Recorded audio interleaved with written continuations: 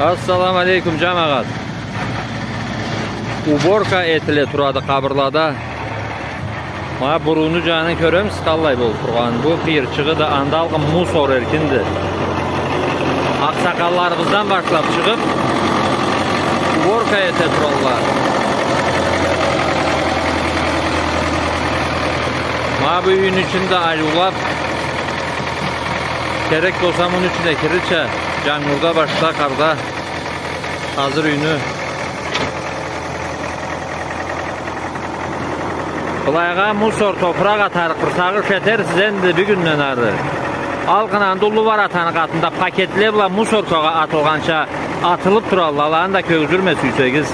Allah razı olsun bir eski kız. Kabırlarla bulayı sıvalka tüldü.